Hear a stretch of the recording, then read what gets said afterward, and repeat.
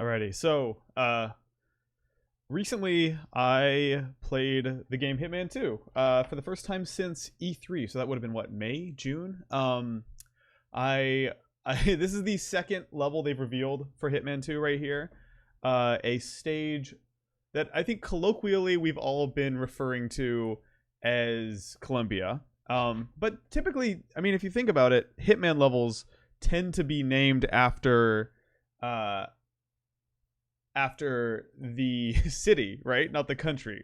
So when you're picking this from the in-game mission selection screen, it's actually called Santa Fortuna. But for whatever reason, we're all just calling this level Colombia, so it's Colombia. Yeah, this is pretty much my entire playthrough of this level. There were a few things I had to cut out, just stuff that we weren't allowed to show yet, and also just like the way I play Hitman involves a lot of like save scumming, a lot of like rapidly dropping in a quick save and then loading in case I think something's going to go horribly wrong, as it usually does in Hitman. So that's what you'll see here. You might notice there's a few moments, there are a few obvious edit breaks in here. But I mean, the weird thing about covering a game like Hitman is that nobody I could just speak for myself here, but like no one really wants to show off what it looks like the first time they play a Hitman level, right? It's usually like messy and embarrassing and involves a lot of screw ups and a lot of confused wandering around. This is one of the better first stabs at a level I've ever had. But usually, like, yeah, the thing about Hitman is that it's built to be, every stage is built to be played through about 1 trillion times. But yeah, so this is my playthrough of the stage here. I lucked out and found the key card to this caves area that I can show some of, but not all of. There are some moments, like disguise wise, in this mission. You'll know them when you see them. That are pretty. some new questions being raised about how Agent 47 does what he does, I think. But yeah, the cool thing about this game being like sort of a Hitman expansion or a Hitman 1.5 or whatever. I know they're calling it Hitman 2, but it is so clearly a second season of Hitman 1. And the upshot of that is that I feel extremely comfortable playing it. You know? It's just my muscle memory from Hitman 1 has built up. It is atrophied to the point that some of the changes actually throw me, as minimal as they are. And I'll get to some of those in a minute. One of the biggest ones that I haven't seen anybody talk about yet is the change to how Instinct works. And it seems like a small change, but basically when you go into Instinct, and I'll show that off in a second here. Hold on. This is a moment where I felt like I should have gotten caught, but didn't. Because it alerted everyone in the room, but they didn't know who did it or who did what. But I was able to just kind of really rapidly power walk out the door. Yeah, but some of the changes are really interesting. One of them is that when you go into Instinct, when you press right bumper or R1, depending on what platform you're on, it no longer slows down time, which is a huge difference. Because I would constantly in Hitman 1 just instinctively like use Instinct not as a way to see through walls or whatever, which is what you're supposed to do, but as a way to just buy me time to think, because it would really slow down the game speed to like 50%. Now it no longer does that, which is a kind of enormous difference. Yeah. Oh, by the way, yeah, Pizza Time's asking, some people are asking if this is pre-recorded or live. So this is all footage I recorded at an event where I played Hitman 2 last week. I do not have the game early, unfortunately.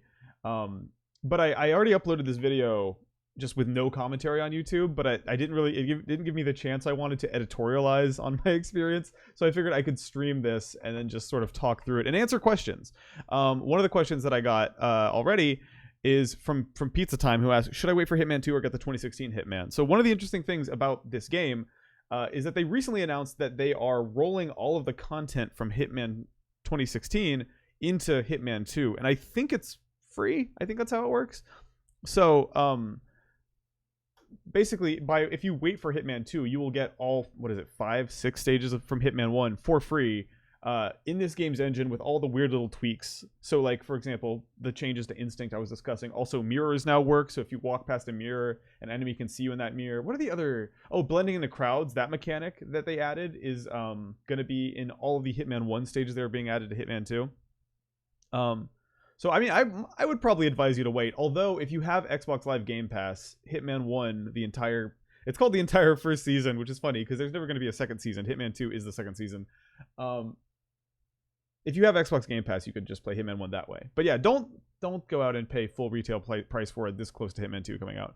Woodison is asking, can you turn off the plus 25s you get all the time? Yeah, so that's a new thing that was present in this build that wasn't in the E3 build. Anytime you walk into a new area, like I'm about to do right here, or hide a body or change outfits, you get this little pip at the top of the screen that says like plus 25. And I assume what that means, because I've seen some debate on like the Hitman subreddit and stuff about what that means. I do not think that that is plus 25 points to your overall level score, because that would change the scoring a lot, right? If it was rewarding to just change in every outfit, that would change Hitman pretty drastically. I think what it's saying is plus 25 to your overall like experience for that stage. So like your mastery, I guess is the word for it, right? So that's what I think it means. Someone's asking also if you can turn it off. I don't know. I didn't check. I know there's some options that are HUD related in the settings. Oh, okay, that's how it works. Agent Shark says you have to own Hitman 1 to get the remastered versions. Okay, so they're remastering it for free, but you have to already own the content. Cartoon War Studio says lens flares in this game are kind of crazy. Yeah, there's a lot of like super, especially in this Colombia stage, there's a lot of like really intense like bloom lighting and stuff like that. Some pretty like that sort of artificially HDR-y thing. This sequence right here took me a bunch of playthroughs. It's one of the spots where you might notice some editing. So there's this dude P-Power here, sort of a tattooed man, and I'm just gonna yoink all the coins out of this tip jar. I like that the tip note is written in papyrus. That dude's handwriting is just the font papyrus.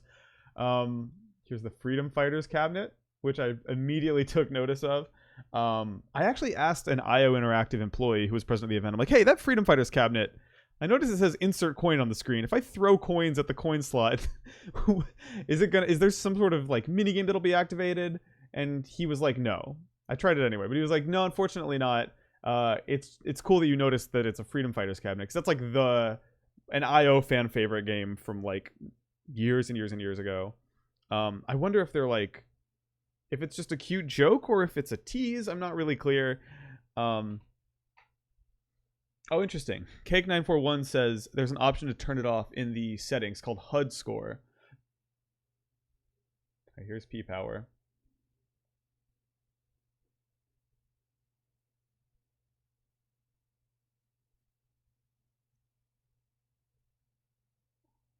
Yeah, an interesting thing that I've also seen people notice from this playthrough is that 47 seems to talk a little bit more in this game than in Hitman 2016, which I think is neat. Wait, is this the playthrough where I get the coin stuck in the wall? Yes. That happened to me like 2 or 3 times while playing through this. I don't think all of it made it into the final video. But the coins are sticky. I don't know, it's sweaty in Colombia. Maybe that's what's doing it. Shut the door on this fool. QB is asking me to do a video on Spider-Man PS4. Stay tuned. There might be something coming down the pipe that you'll enjoy.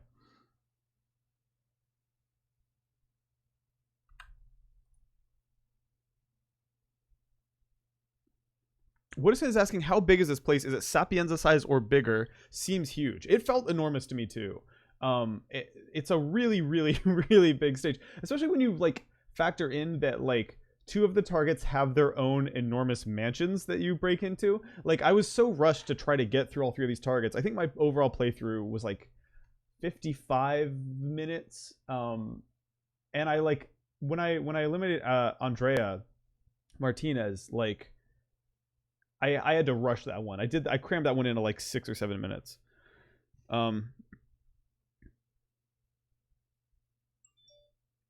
Let's see. Isaiah says you can plant weapons. Yeah, that's a thing from Hitman 2016, where if you hold down left bumper and right bumper, you can kind of drop any object in the world without just like tapping down on the D-pad to drop it, which is extremely noisy.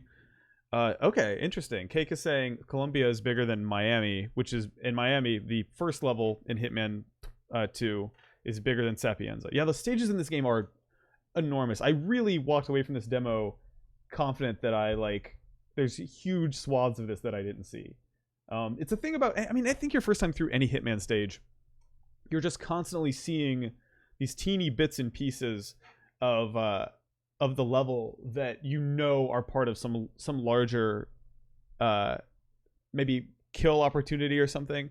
They've renamed some stuff, by the way. I think the opportunities are now called like, what is the word for it? Story missions or something. I had to there's a very, very thorough pat down here, so I had to go through and just drop all my frisk detectable weapons in the bushes.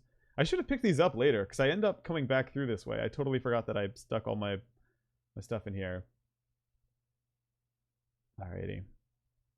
Mission stories. That's the term for it. I kind of get why they would want to change the names away from, because there was opportunities, and I don't know. I just felt like it was a little ambiguous in the first Hitman game. It was easy to get those two things confused. How does the movement feel compared to Hitman 2016? Also, did the AI feel more intelligent? I don't think I can say with any confidence that any of the fundamental mechanical things felt super duper different. It's a lot of polish and a lot of small tweaks, but movement and animation and stuff, it's clearly, it's more Hitman 2016.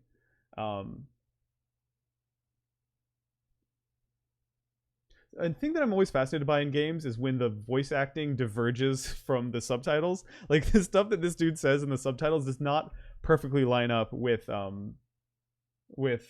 what's coming out of his mouth.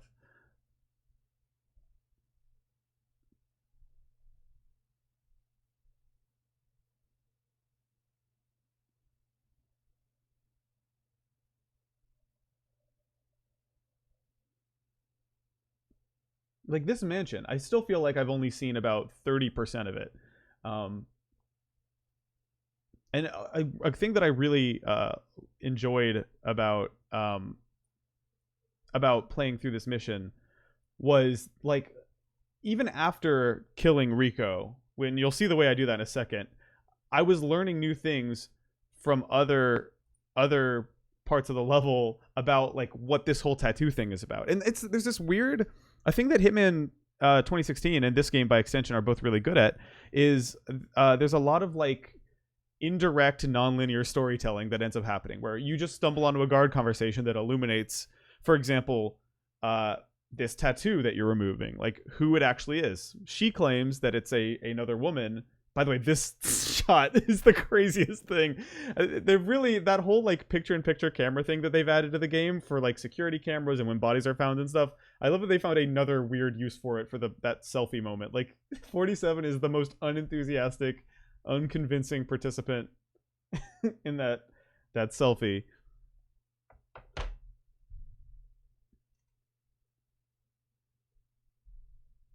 Cartoon War Studio says, I find it weird when subtitles think they can paraphrase. I actually think it's the opposite. I think that what's happening is the actors are paraphrasing, they're improvising a little bit in the recording sessions, but the subtitles aren't based on the recording sessions. The subtitles are based on the scripts that the writers wrote, and that's why there's that disparity. That's my assumption, at least.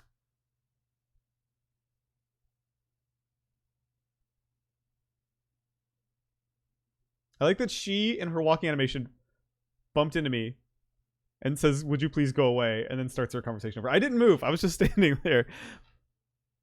T-Bone says, I hope we can keep our suits from season 1. Do you have any info on this? I actually don't. I can't with any confidence answer that because I know there's been some conversation about whether or not unlocks and suits are retained from season 1. I'm going to defer to Cake941 in the chat, who I recognize from some of the Hitman Discord communities, who will probably know the answer more than I would.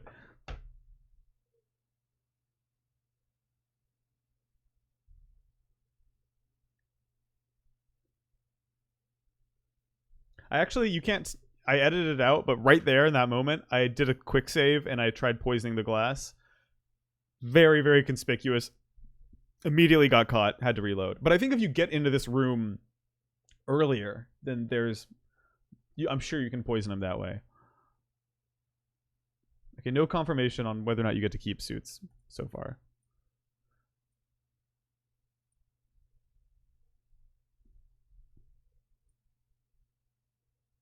So there's this interesting dynamic in this scene between Rico, who's your target, his bodyguard, and his girlfriend slash wife. And your options since you have like kill, start tattoo, and leave as 3 different options in this scene, there's like Rico's trying to convince her to leave the room. Rico's also trying to convince the guard to leave the room, and then 47 is trying to convince Rico to convince the guard to leave the room. And so you have the option right there to prompt him to tell him to stop moving, which gets him to tell her to leave, and then he ends up. I wonder how this can go wrong. I wonder how many ways this sequence here can play out.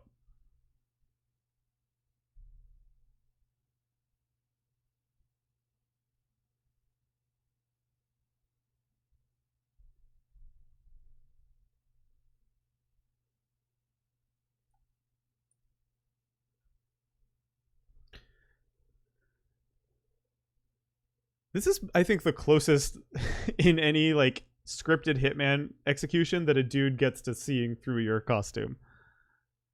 Yeah, I wonder if you kill Rico in front of them. I just feel like that would make my other 2 opportunities a lot harder to do. God, right in the ear. That's.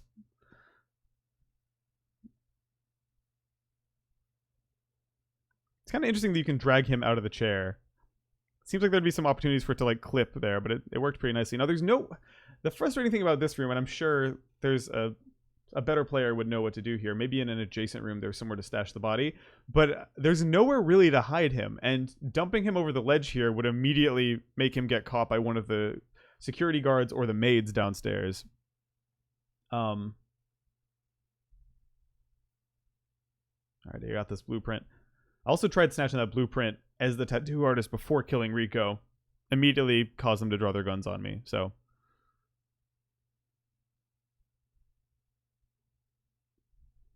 Alrighty, But yeah, so many of the movement and mechanical things are intact from Hitman 1. Like it feels like that game. But just polished and tweaked with sort of bigger levels and a lot of confidence that, like, I don't know. I just feel like the response to Hitman 2016 was so positive. Also, I have the keys to that car. I love this moment. I like climbed down that pole thinking that I was being slick, and I turned around and then the maid was watching the entire time and just dropped her broom in place. Saga the Speedster says, "What is this running on?" This is, I believe we were playing on Xbox One X. This is a fun moment of doing a ledge takedown and a concealment at the same time. I'm hoping there are more moments like that in this game. T-Bone says, "Does shooting and aiming feel any different from Season 1? No, not really. It's so often in situations like this where you're playing a game that is either running on the same engine or is an expansion or something, like, there are probably differences that aren't apparent when it's been a while since you've played it. You know what I mean? Like there are a lot of people who I think that this is literally just more stages added to Hitman 1, and that's not totally inaccurate, but like stuff like instinct no longer slowing you down. Like, that's for me, the way I play this game, that's an enormous change in how the game feels. And I imagine that if you were to literally put the games side by side, there are small mechanical tweaks, you know?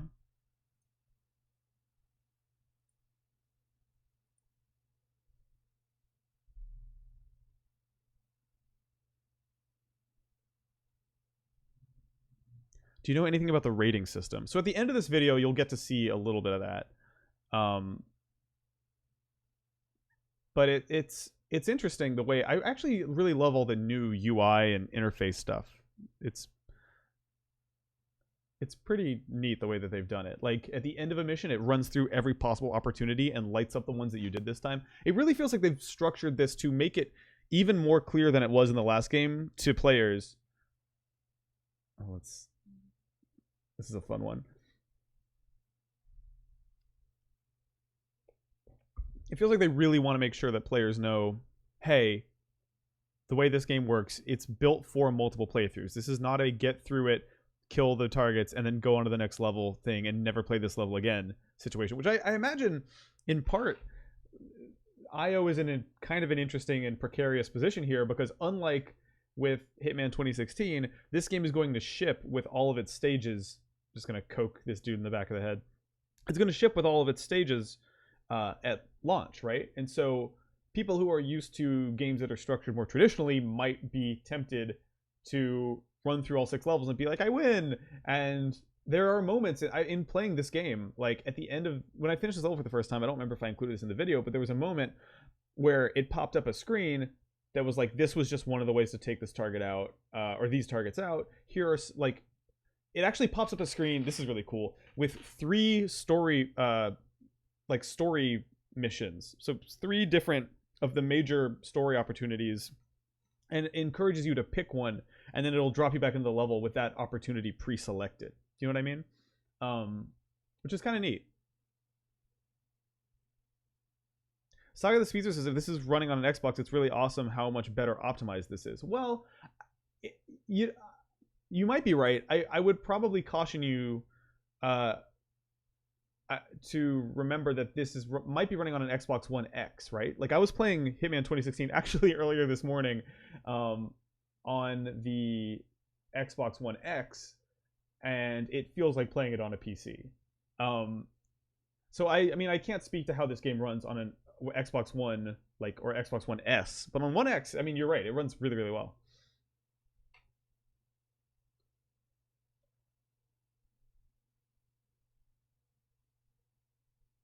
Would it be worth, Jacob Beardsley says, would it be worth playing the rest of Season 1 before I play this? I stopped after the Morocco mission. Personally, like, okay, yes, because there's some really great stages in Hitman 1. Like, you should probably play the Japan mission and some of the other ones. Although, if you stopped at Morocco, that means you already played Sapienza and Paris, which are, like, I think my 2 favorite stages from Hitman 2016. But yeah, that content's all great. If the question you're asking is, should I finish that game for story reasons?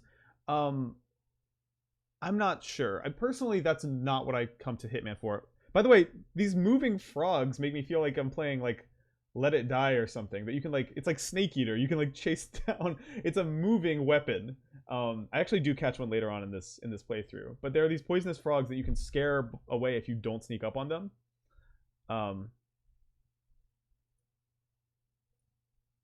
Yeah, that's a good point, Fenthwick. That you could just wait for, if you already own Hitman 1 but haven't played through it all, you could just play through them all in this redone engine when this comes out.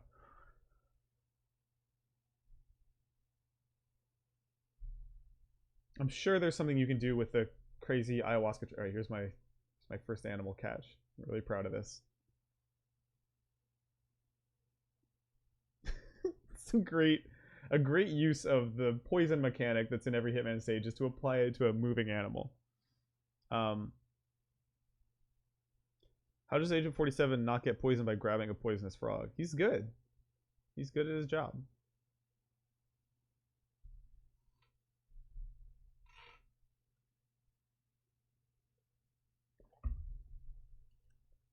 Love any game where your objective in the upper left corner says locate the cocaine machine.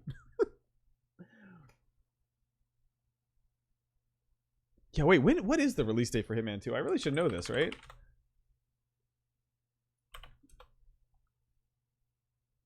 Yeah, holy crap. Yeah, a month and like 5 days. That's very soon. Yeah. I'm looking forward to it. Yeah, it's funny. It says pre-beta build in the corner, and there were a few rough edges and sort of janky moments in here. But by and large, like, this doesn't feel like a pre-beta game to me. This felt, what we played felt pretty final in many ways. I had a couple goof 'em ups, but yeah, pre-beta they might be exaggerating a little, might be rounding down.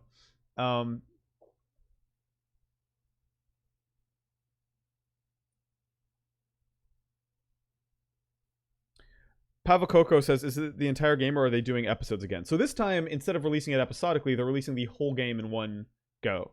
It's having a more traditional game release structure. They're going to keep, my understanding is that they're going to keep the stuff like elusive targets and occasional monthly like content drops. But yeah, the actual rollout of the levels this time is going to be all of them at once, which I'm okay with. I really like the episodic thing for Hitman 2016, honestly. I loved it, but I also understand the economics of why they maybe can't do that. I love whacking a dude with a shovel.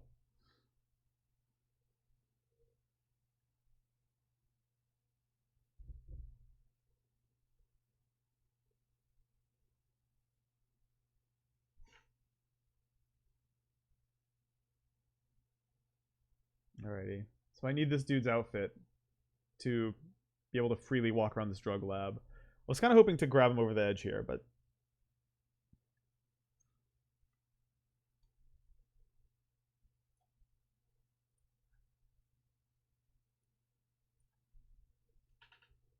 Alright, let me whack this dude. I really did... I was unbelievably non-sneaky. I did not deserve to get away with that. Alrighty. Now I can't have a machine gun as a drug lab worker, I don't think. So I'm going to leave it on top of the thing here.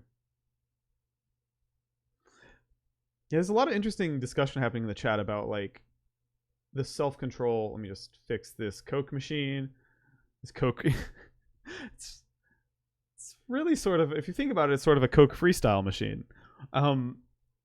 Yeah, I really enjoyed like just wringing everything out of a level in Hitman 1, but at the same time, you can see how that would lead to like IO Interactive spending in Hitman 2016. I don't know how game economics work, so this is all speculation. But to me, it seems like in Hitman 2016, they had to, you know, do a full game development involving making 6 levels, but they gave players the options to only buy 1 or 2 of those levels, right? And so it led to the situation where the average player of Hitman 2016 only paid for, you know, less than 100% of the levels, maybe 40 or 60% or whatever. In this game, every player was going to pay for 100% of the levels, whether they like it or not, which, as sad as I am about the death of the episodic format, it means that they can maybe afford to keep making these games that I like. So I'm very much at peace with that.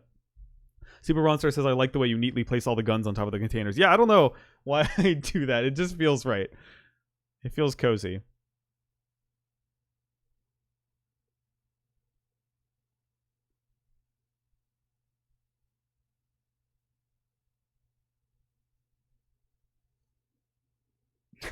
Yeah, there's some extreme bloom lighting going on in this room. I'll give you that. Anytime you're looking directly into a light source. So this is an interesting moment, and someone in the chat can tell me if this is actually unprecedented or not, but it's at least unusual. You're in this room, the machine gets fixed, and then this guy, like your permissions for the room changes. So you instantly, when that guy says escort everyone out, this room goes from a place that you're allowed to be in to a place where you're in the trespassing state, and so this dude walks you out.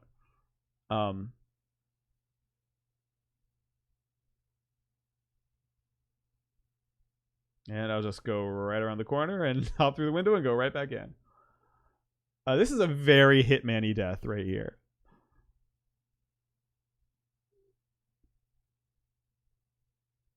The first time I attempted this kill, I actually screwed up and hit subdue instead of push.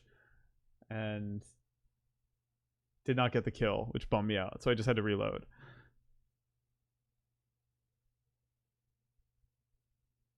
Oh, interesting. Woodison says that in Hitman Season 1, it was trespassing to be in a bathroom when someone else was in the bathroom. Okay, so there is some precedent for that.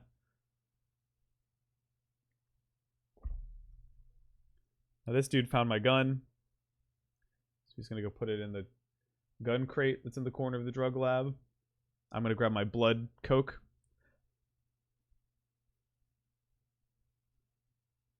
So I've got a brick of blood-stained cocaine brick now. Let me hop back into my mansion guard outfit.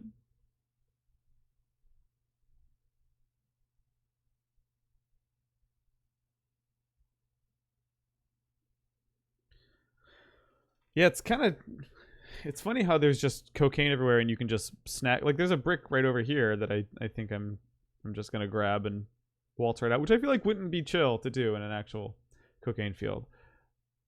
You can poison that, which makes me wonder if Jorge Franco ends up indulging in that pile of cocaine over there, if that's an alternative way to take him out. Okay. So the person who was saying that you weren't allowed in bathrooms in the last game is, according to Cake, you could go in, but they would just stare at you. Yeah. So it was that sort of semi-alerted state where they won't run and go get a guard. They'll just be quasi-suspicious. I really want to see what, because it's clear in this smuggling cave that, like, let me there's a thing around the corner here involving the cocaine, and I know there has to be something weird and interesting you can do with the bloodstained coke here, but I could not figure it out in my limited time.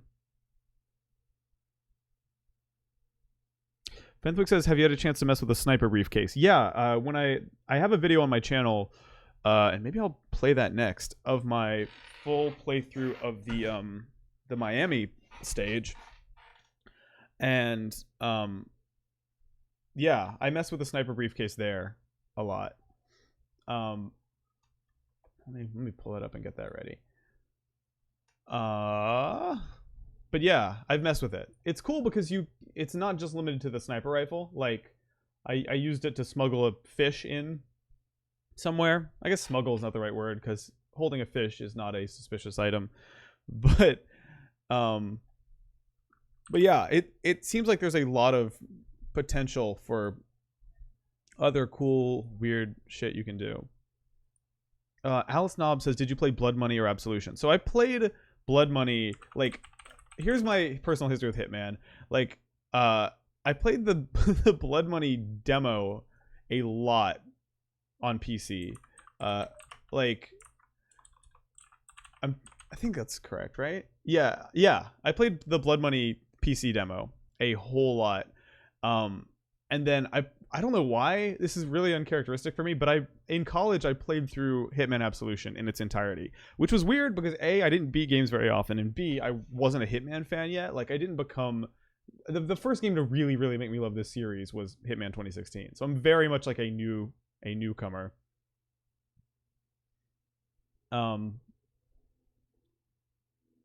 Epic Servant says, have you enjoyed Miami or Colombia more in your time with the game so far? Ooh.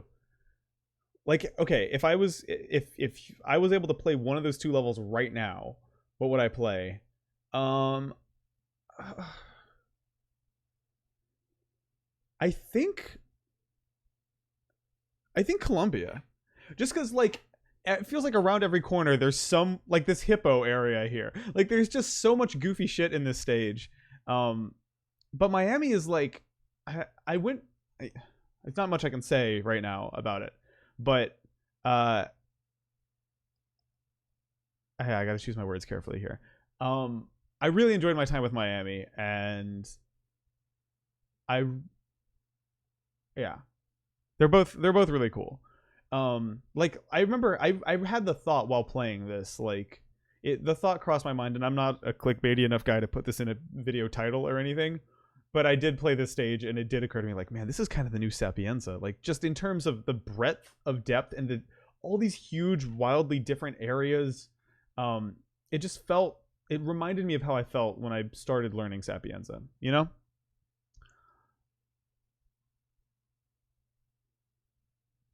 You know what I think would be cool? Because there's a lot of people talking about, like, going back and playing the old Hitman games. And there are people who have asked, obviously, like, one of the most requested Hitman things ever, and hit him with a coconut, is like a Blood Money remake or something. I personally think it would be really cool for them to remake, like, fan favorite Hitman stages, including, like, whatever the one is where you're feeding the fat guy, or, like, remaking fan favorite Hitman stages in the Hitman and Hitman 2 engine with all of the most iconic kills and opportunities from those games, but also new ones added in, and all the, like, quirks and mechanical things that are fascinating about this game's engine. Like it just feels like it would be a really great compromise, you know?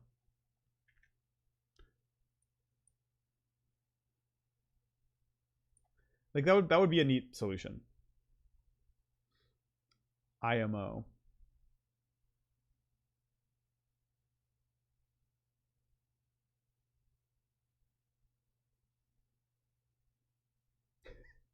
Hitman games are really good at dramatic irony. At characters talking to you like you're not a murderer.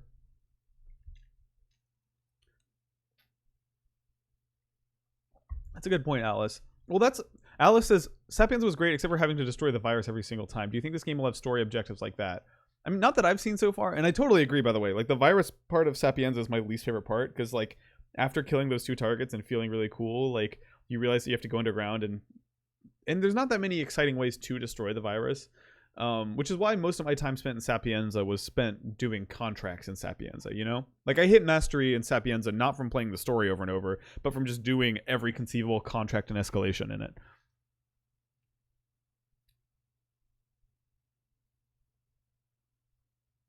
Oh, that's an interesting question. Super Runtor says one thing that might hold back any remakes might be publishing rights. Well, that's interesting. I wonder if that's true.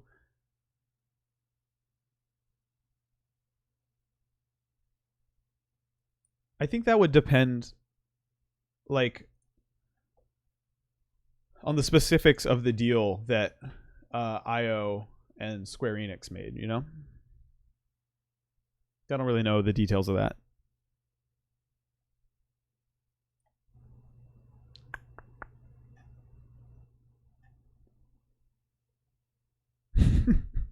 Poison the virus's drink or push off a balcony. I want to use the coin trick to trick the virus into leaving the area.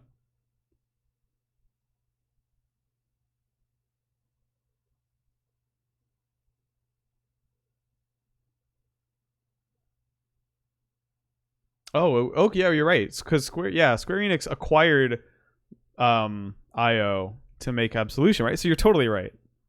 Woodson says, is IO a totally indie company now? They are, although Warner Brothers is publishing this game. But IO is independent, other than that.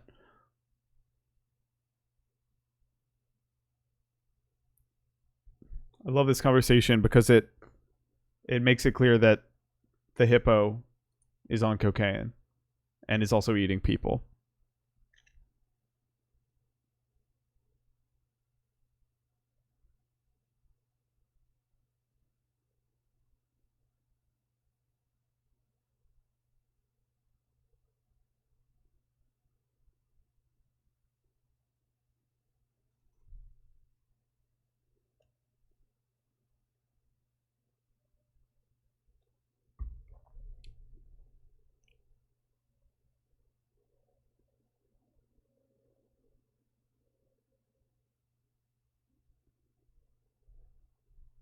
That's interesting. See, like, even though I've already gone through the tattoo thing and killed the dude that way, we now know the real reason behind the tattoo. Suri says, Nick, you're going through the same missions as your commentary list run yesterday. Yeah, this is that run from yesterday. I just wanted to answer some questions and kind of talk over and stuff. This TV show of this man cooking in complete silence is fascinating to me. Also, it's just, if you've ever watched me stream, you know this is what I do. But I love looking at like fake labels and fake brands. There's that Skull and Bones Special Dark Vodka, Geist Vodka.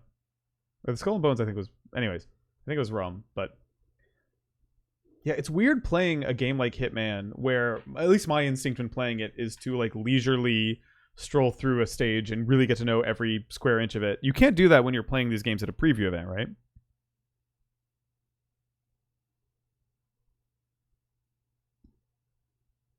Oh, wait. Cake says that TV show is the Sapienza cook guy. So that the elusive target, you mean? Yeah, I love the ways that the stages from Hitman 1 and 2 all tie together.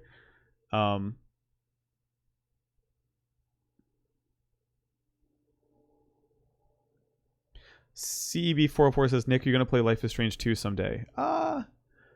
It's not that high on my list, to be honest with you. I mean, if I haven't really looked at any reviews or anything. If it's good, I'll probably check it out eventually. But I played through all of Life is Strange 1 and didn't have the best experience with it. If the writing is like drastically better than in the first game, then I totally, because I love everything about Life is Strange except for the writing. So this is like my one non-target kill in this whole run, I think. I just panicked and threw a knife into this dude. Yeah, I hold on to this Crocodile Dundee look for as long as possible, because look at it. It's undeniable.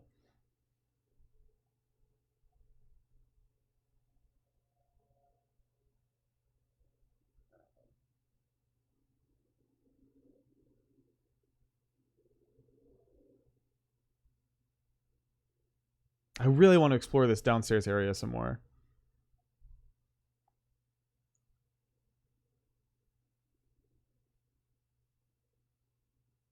Now, I didn't know which line of cocaine this limping dude...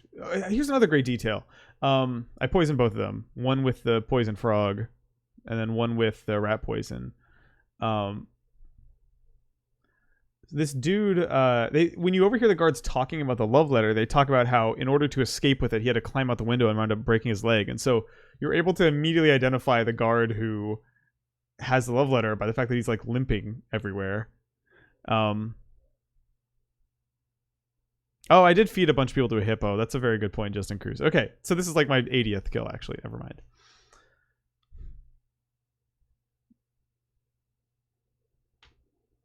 Some great cocaine lion snorting mocap going on here. They love the game Freedom Fighters in Colombia, huh? They've got an arcade for it in every bar and every basement. I'm no doctor, but if you mixed rat poison into cocaine and snorted it, would it give you a tummy ache like this dude is experiencing? Because he's acting like you poisoned his drink, but he's about to go throw up. I don't know. I don't know how that works. Oh, can you guys not hear the game audio at all?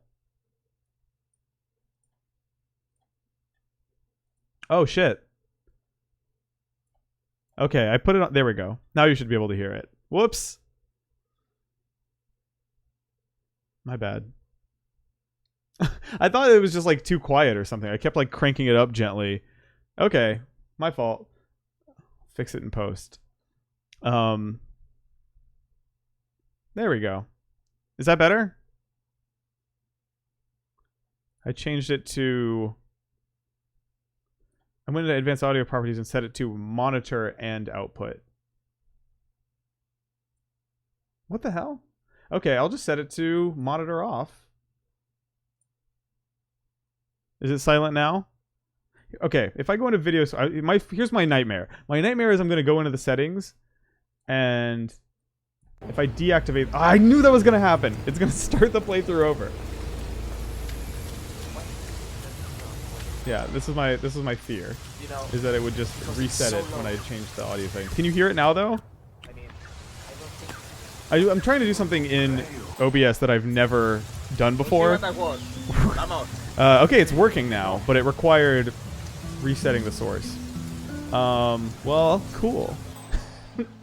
Nice. I mean, I could hop into Adobe Premiere real quick and show it to you there. Oh, it's too loud? Okay, there we go. Yeah, I turned it up a lot because people were saying they couldn't hear it. Yeah, well, let me load in my my Miami playthrough. I couldn't see anything out of the ordinary. That's Joe, I say hi. Oh no, that one does have a little bit of commentary on it at the very beginning, so it's going to be a little bit more quiet.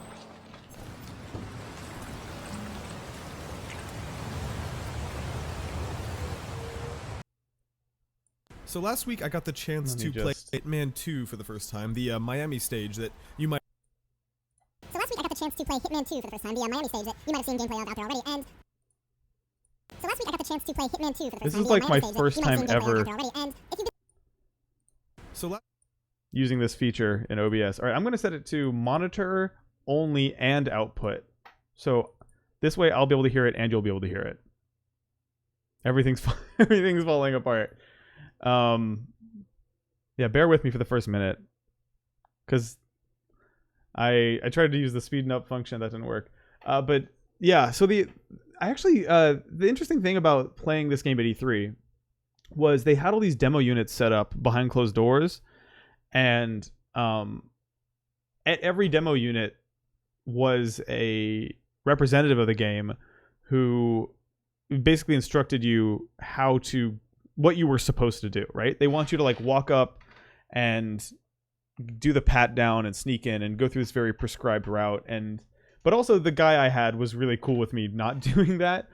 So the thing about this footage that I think is interesting is it is me legitimately fumbling with, and yeah, the reason there's no game sound right now is because I've turned it off because this video file has me talking over it for the first minute. So I don't want you to have to hear my voice twice. Check this out. Hitman level. So that means exploring every nook and cranny of it. See what I mean? I didn't want to have two of me talking. And costume and stuff like that. That would be bad. You know, like getting... See what I mean? Moments where there are just... And if we went at the same time, it would sound like this. Where I have just to, two like, of me reload talking, my and it would just save, be it goes really, like really me in bad, each ear. It would be really hard to understand what was going on. So I didn't want to do that.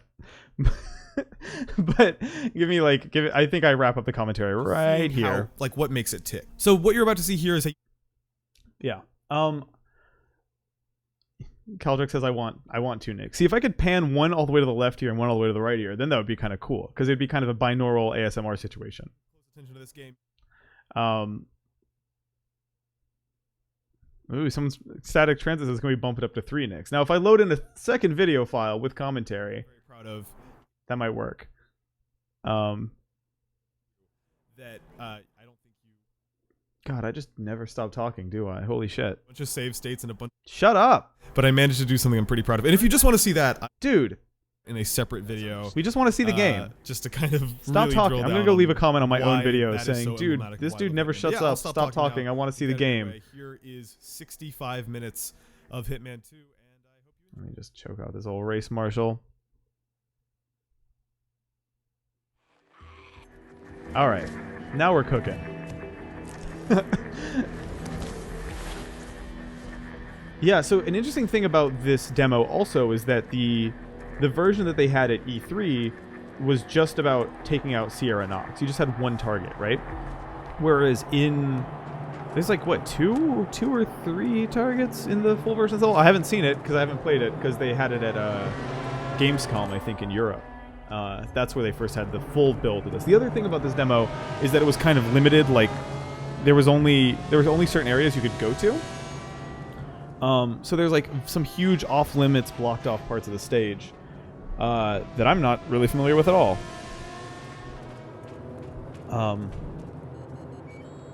Yeah, there's 2 targets in Vanilla Miami.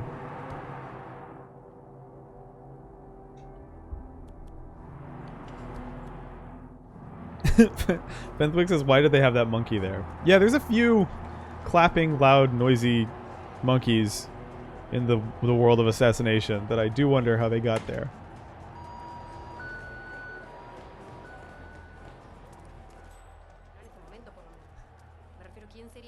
Walked right through that security camera. I had not yet been trained that the security cameras are visible in this game, which I think is a great change.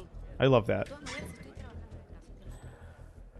Alice Knob says, is Miami just a racetrack or can you go outside in the city? You can't really go in the city, but from what I've seen, like, you can go out in front of this building. I think what you see in this demo is about 2/3 of it. But you're not going to, like, downtown Miami, really. You're mostly relegated to this racetrack zone.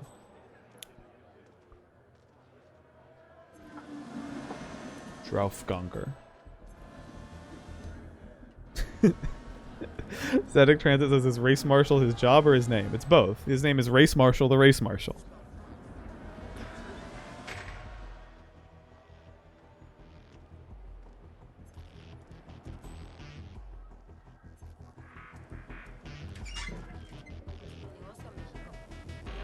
Nice day, isn't it? Really? It's Race Marshal. I don't know why he's not suspicious in here. Whatever. I guess it's fine. Basically, just like watching a computer game. Man, this fucking fake, like, trance song that's playing in this area. By the way, look at this. This is an interesting thing. Siri, I'm not talking to you. Shut up. It was even on the cover of you'll notice in this build, it still slows down time to go into instinct. So that's something that they've changed just since May.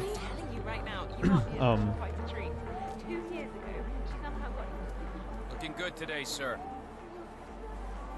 I thought he was about to stop me. Oh, Sir, I'm sorry. Thank you. he didn't say you can't come in here. He just said looking good. That's not info.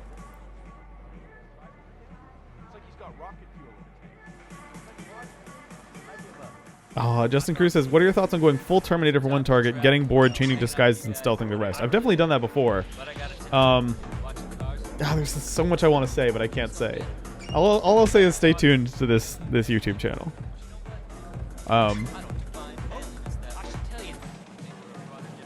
Fenflick says the best thing about Hitman 2 is they have more than 4 voice actors for all the background actors. Yeah, although I know that like people gave them a lot of shit for the sort of European Britishy accent that everybody had in Hitman 1.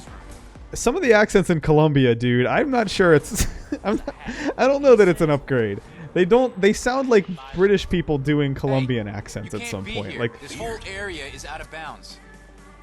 Oh, out of bounds. He's talking about it like he's in a video game. Hit him with a fish.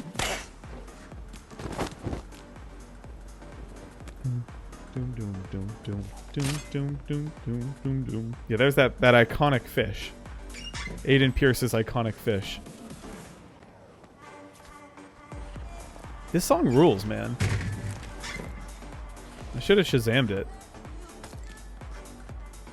Yeah, imagine telling the race marshal, look at those sunglasses. You think you're an authority? Even in your own kitchen, the race marshal is king. He's also a fish. He's also a fish. He's the fish marshal. I don't know why that's so funny to me. Fish marshal. Oh, no way. Cake is saying that the fish is an unlockable. So, like, you could bring it into a level with you. Yeah, I want to do an all fish run. I wonder if they'll change... Because, like, the way contracts worked in Hitman 2016, you could only determine... Like, if I set up a contract where I killed a guy, I could... My only option was you have to kill this dude with a knife or this certain gun or something. I want a mission where you have to knock a dude out with a certain thing, you know? Like take out all your targets with the fish, but don't let any of them die. You're not a murderer, you're just sort of a fish prankster. Yes, Race Marshal's name is in all caps.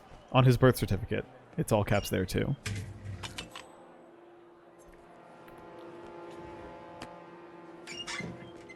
Is it really? Damn. The frying pan is a murder weapon in this game? So if I walked up on a dude from behind with the frying pan, it would be a kill and not a knockout? I love this one. Good Foley work on that fish. That splat is just potent.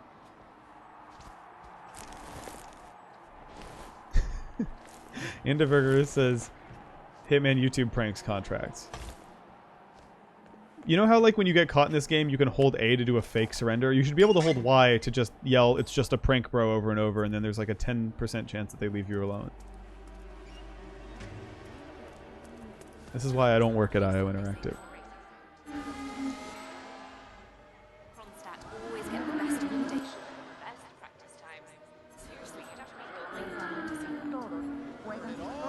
I didn't realize until very recently that in Hitman 2016, look at the physics on my necklace, my badge. You can actually shoot the power strips to expose the wire. That was news to me. Yeah, the casual underhanded toss he does when you're not targeting anyone is really good. He doesn't change his gaze. Well, he's a professional, you know. He doesn't avert his eyes. He just casually. It's like his arms are animated separately from his head and the rest of his body. I should have grabbed those sodas.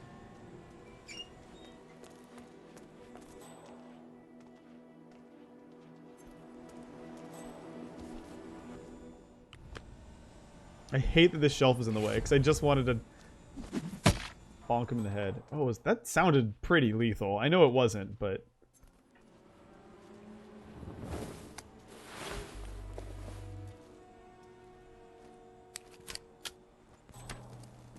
I'm a security guy.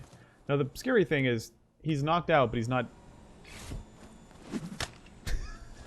This game fucking rules, man. I literally just spent the past hour before this stream playing Hitman 2016 on Xbox One because it's part of Game Pass, and I was like, I have to play this tutorial again, but then I remembered this tutorial is extremely good.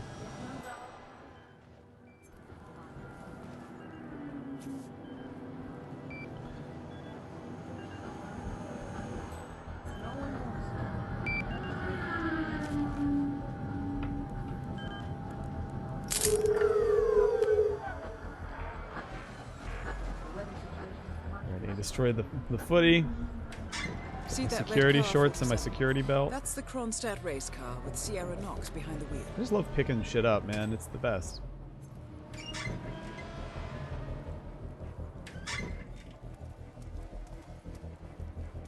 Is there anything... Because I know there are some people in the chat who I recognize from like the Hitman community on Discord and Reddit. Are there any things that are like still huge outlying questions about this game that you have that you would want answered? Because it's very possible that that there's something that I could answer for you. I'm just trying to think of what it would be. I'm telling you, Miss Knox is going to be pissed. I did the pre-race checkup on her. And, well, let's just say she's got a bad case of intermittent I should have let him finish that, whatever his punch-on was. This bummed me out. There's like clearly an axe, a fire axe in there, but I couldn't pick it up in this build. You, Miss Knox is going to be pissed. I did the pre-race checkup on her. And, well, let's just say she's got a bad case of intermittent. Or Dr. Sorensen. First, he almost loses a patient to a seemingly harmless case of dehydration. Dread says, how does the rating Now system he work has this time? You there, you Let me load that up for you. Or Dr. Sorensen.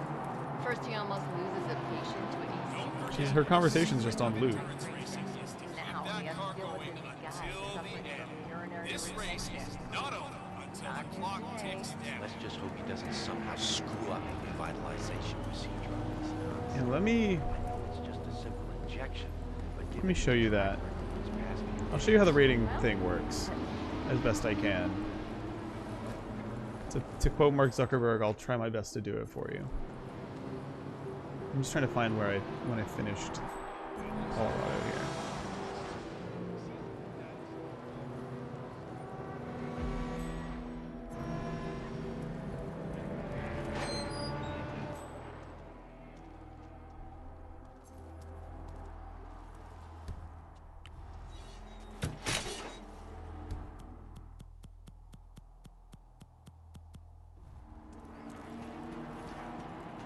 Okay. Yeah, I can show this.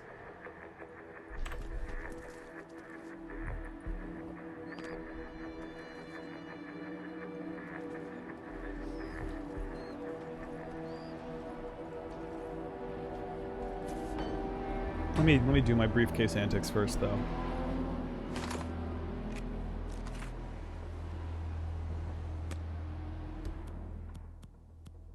I don't think Gary Busey's going to be in this one. Wow, look at the physics on that fish. Did you see that wobble?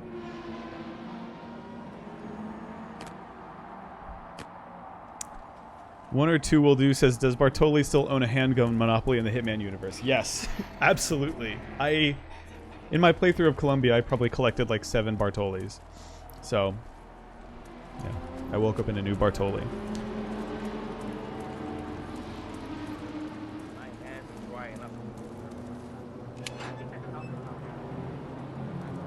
Add window capture. Trick is to use a good hand lotion. Aloe vera, that kind of Oh, it's just a black screen. My hands are silly. Doesn't help anybody. What if I move it over here? Nope. Okay. Fuck that.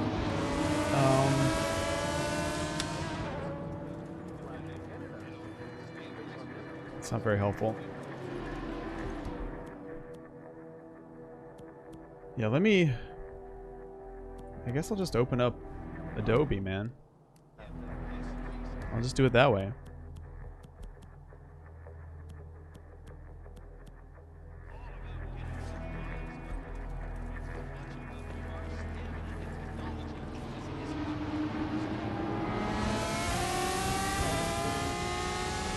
love that demo bounds thing there.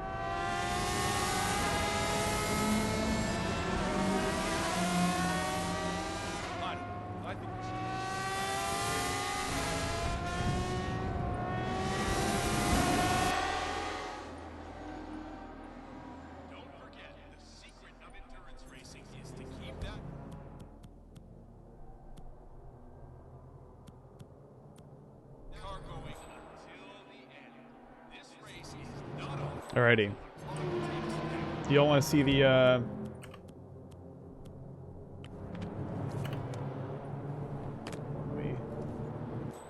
want to see how the ranking system works? We're gonna help with that. Let me give this a shot. Window capture.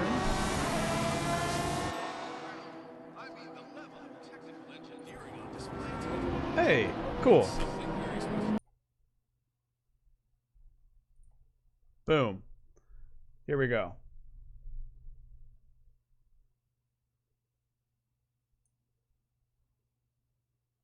Let me shrink this down just a little bit. But that should do it. I don't know why VLC is giving me some trouble, but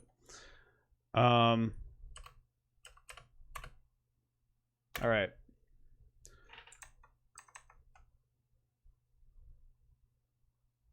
So here's how it works. I don't know why there's no audio right now, but bear with me. So at the end of a mission, it runs you through all of the different possible opportunities and mission stories you could have completed, and then gives you experience for the ones that you did on this playthrough, and colorizes them. And I would imagine that like they would remain checked or colored in if you've already done this mission, but because I hadn't, they didn't. And then once you do that, here's how the ranking system works. So as you can see, like every time I unlock a door or every time I change disguise, those are contributing to my location mastery directly. So like that's why I started this at level nothing, and then I think at the end of this I'm like level 8. But your mission score, I think, is distinct from that. I guess I'm not 100% sure. I would imagine, yeah, I think it is, because notice that my mission score is not an even number. I don't know. I can't speak with any. Also, like, the worst thing about this playthrough is that I probably could have I don't know why I did this, but like I couldn't resist. I wanted to see what it looked like when this dude ragdolled. So even though I made it through the whole, like I was basically silent assassinating this shit, or pretty close to it. I am in combat at the end of this, so I really threw this whole playthrough in the trash. But yeah, that's what the end of a mission looks like. This very nice render of 47. I will point out here that I have the number 3 score in the world, but it's only out of 6 people at the time of this build being played. But hopefully that helps answer some of your question. Yeah. Let me hop back into OBS here.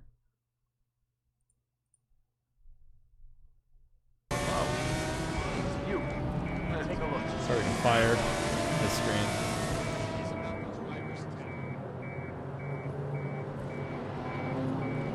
Hey, everything's good here. Nothing to get our panties in a bunch of. Okay. Okay. Oh shit, I didn't even notice that. But yeah, Cake is pointing out that if you hit X, there's a detailed score button. For all you race buffs out there, I can tell you that the winner will again be presented with champagne. Yeah, I wonder what that looks like. Did you see Robert Knox at the party last night?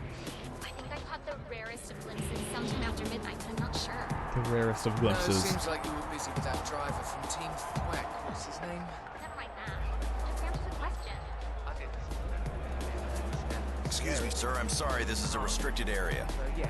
That's it. One step at a time. Work hard, party hard. Pierre didn't get that. Really, this green room, they got some chips. I had enough fun. Fenflex says, would you ever do a playthrough of all the old Hitman games you never played? At least Blood Money. That one's most like 2016. Maybe. I should really revisit Blood Money. I know it's super duper well loved, and in every conversation about what the best Hitman game is, it tends to come down to 2016 up against Blood Money. So I ought to do it. I mean, I think I own it. Check in Steam. That's one of the Kronstadt mechanics, but he's I feel like there's something else from my footage here that I wanted to pull up, but I don't remember what it was.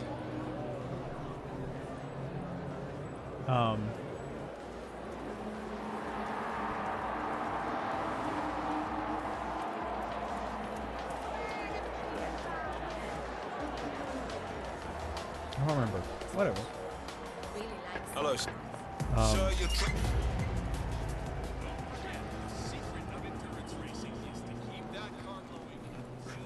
Yeah. This time it's for real. I see. Anyways, I feel like that's a... I've been going for a little while here. 1 or 2 will do says they really need a marker for trespass areas on the map. I hit it when I tried to walk somewhere and saw a guard saw me and immediately ruined my silent assassin run. I go back and forth on that. Alexa, turn on the lights. Alexa, turn on the lights. Sun went down. Like, I kind of love that. I don't know, man. If trespassing areas were marked on the map, that would take a little bit of the game part out for me. And what I mean by that is, it feels like a substantive part of the game that you can walk up to where a security guard is and not know whether or not you're allowed somewhere, and either having to learn it and memorize it, or have him put his hands up until you know. Like, they do a good job of telling you when you're trespassing, but I don't think I want them to tell me ahead of time. You know what I mean? It sucks, and it happened to me a lot in Hitman 2016 where I would be trespassing and not quite realize it, but like, now you get that dotted line around the mini-map and the yellow flag that says trespassing. Like, it's very, very clear when you're doing it. But I think there's a benefit to not telling you everything in a game. Like, what was that game I was playing? Oh, Spider-Man. In Spider-Man, when you're doing like those vertical takedowns on dudes, there's an indicator that says whether or not it's safe to take them out or whether or not they would be seen by another guy. It either says like safe or unsafe. I don't remember what the word is, but I feel like every time a game does that, they're encroaching a little bit on the part where I'm playing it and not just following instructions. You know what I mean? Yeah, Super Rontar says, for me, finding out where I can and can't go is definitely part of the fun. I totally, but at the same point, I totally understand what you're saying, 1 or 2, where like sometimes it's very unclear and sometimes it doesn't make perfect intuitive sense. At the very least, I wouldn't be mad if they made it an option, you know? Like, if you're on casual difficulty or something, if they just had that part of your mini-map blocked off. Indeburger says, you like being allowed to make mistakes. Yeah, to some degree, yeah, that's definitely part of it. Like, it's also, like, a lot more immersive, I think. The more stuff that the HUD tells you, instead of the game telling you it, the less interactive it all feels, you know? Learning stuff in the world by playing it, instead of having the HUD tell you it, I think that's... I would be cautious about throwing all that stuff away, you know? Anyways, I've done nothing today but upload a Hitman video, edit a Hitman video, upload a Hitman video, read the comments of that Hitman video, play Hitman 2016's tutorial for an hour, and then stream Hitman for another hour and talk about Hitman over it. So I'm a little Hitman'd out. It's been a very Hitman-filled day. Although not the last Hitman-filled day for me. So stay tuned. But yeah, thank you guys for watching. I'm going to start winding down and maybe eat some food. But yeah, also I noticed some people came here partway through the stream. If you want that to not happen next time, you can subscribe to this channel and click the bell icon, and then it should tell you when I start streaming. I also post a little @here notification in Discord every time I start a new stream. So if you're a Patreon backer and you're part of my Discord, that is a good way to find out when I'm streaming. But yeah, thank you all for watching. That was fun. And I'm gonna conk out. Bye.